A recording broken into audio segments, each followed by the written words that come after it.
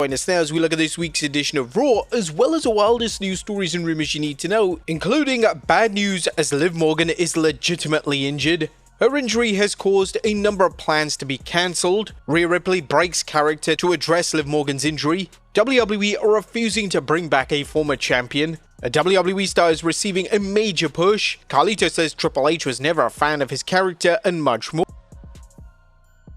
As always, we won't recap the show, but just look at the good, the bad, and the downright ugly. As always, we start off with the good, as number 1, Io Sky opens up the show. And at last, WWE remembered that Io Sky is the Women's World Champion. Sky would interrupt Liv Morgan and Dominic Mysterio to kick off the show, and it was a nice change of pace, and the fans were utterly delighted to see Sky back on television in a meaningful role. Whilst it did look like WWE will be building towards a new program between Sky and Liv Morgan due to an apparent injury to Morgan, sadly these plans will have to be halted for the foreseeable future. Number 2, Graves is back. Due to Pat McAfee's absence on Raw, Corey Graves received the nod on color commentary duties. As always, Graves did a stellar job in the role, and Graves continues to be one of the most underrated commentators in all of wrestling. He's received praise over the past 12 months for being able to adapt to any role on the commentary table, and it's likely that Graves returns to the Raw commentary role full-time when McAfee takes another extended leave of absence from WWE. Number 3, Asuka returns. Now at long last, Asuka is back. Asuka returned in the latest Fatal 4-Way and managed to advance to the next round of the Queen of the Ring tournament. Asuka would receive a huge ovation from the crowd, and whilst it was widely believed that Stephanie Vaquer would be pushed into the finals of the tournament, WWE evidently believed that pushing and returning Asuka is definitely the right call at this time. It's also cool to think that Asuka is now returning in her 21st year of pro wrestling. Asuka would make a wrestling debut all the way back in 2004. What a way to kick off the 21st year. Number 4, Goldberg vs Gunther. Now it's the worst kept secret in WWE, but Goldberg is officially back. Goldberg would return on Raw last night to formally challenge Gunther for the world title, and the match is now confirmed for Saturday night's main event in what is expected to be Goldberg's final ever matchup. Whilst the segment was short and sweet, some fans have been critical, as Goldberg suddenly being number 1 contender for the world title despite not even winning a match in years doesn't even make a ton of sense. It would be appreciated for WWE to offer some kind of explanation as to why Goldberg just came in and receives a fast track to the world title. I guess if you're a WWE legend, you're instantly number 1 contender. That's not the way it should work. Number 5, the Women's IC title shines. The WWE continues to do a stellar job with the presentation of the Women's Intercontinental title. Bayley would cut a passionate babyface promo on the show last night that was perhaps her strongest promo in some time. WWE have the chance to make the Bayley vs Becky Lynch feud truly special, and yes, they're definitely on the right track.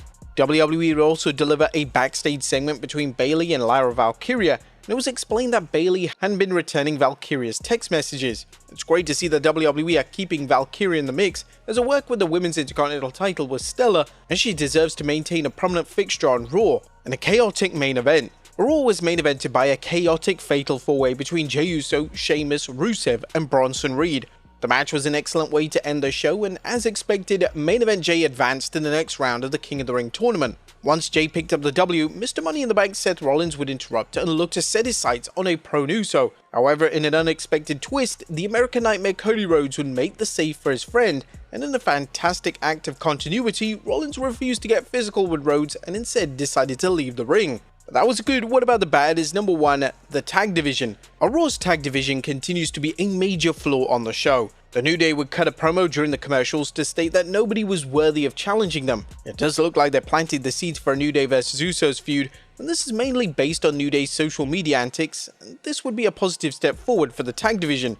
However, is it enough to reignite it? There was nothing downright ugly on this week's show, as the show was well paced and managed to build all the top storylines on the show. It would have been nice to see either CM Punk or John Cena on the show, but the surprise appearance from Cody Rhodes more than made up for a lack of star power when it came to the major names. What did you guys think of Raw last night? Let us know in the comments down below. Now, let's move on to the news.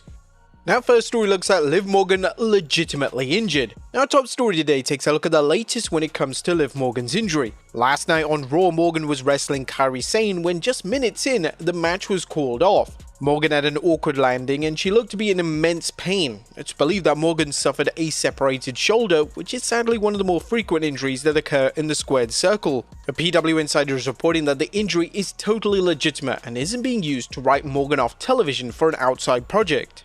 It's 100% a legitimate injury. For those who've asked with conspiracy theories that this was a way to write her out for an outside project, no, it was not. Morgan was checked out by WWE medical personnel as soon as she was brought backstage.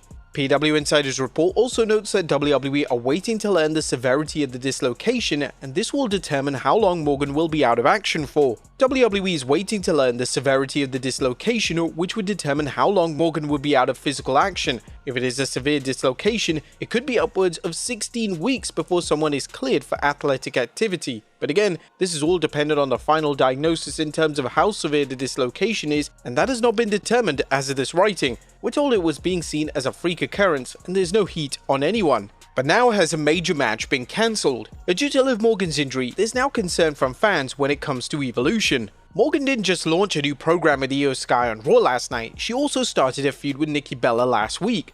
This was likely leading to either a singles match between Morgan and Bella or a tag match which would see the return of Brie Bella. Now due to Morgan's injury, these plans are going to be cancelled with immediate effect. But not only that, it also seems like the tag titles are in danger as well. According to the Wrestling Observer Radio, WWE could also be forced to vacate the tag belts. Brian Alvarez mentioned on the show they're going to have to vacate those women's tag team titles now. They also touched upon the recovery timeline, saying if the shoulder's dislocated and you pop it back in, then it could be a long time. It could be not a long time. I guess it depends on how much damage was done when it came out. There are people that their shoulder gets popped out and they get their shoulder put back in rather quickly, they're ready to go again. So I think in a couple of days we'll probably know. Unfortunately, the curse of the Women's Tag Team Championship continues with Liv Morgan being injured. If you look at the history of the belts, there's always one tag partner that has been out with an injury. This was the case for Jade Cargill, it was the case for Sonya Deville, it was also the case for Dakota Kai. Seems like the wrestlers that hold these belts just never get a break with them. We're wishing Liv Morgan a fast and full recovery.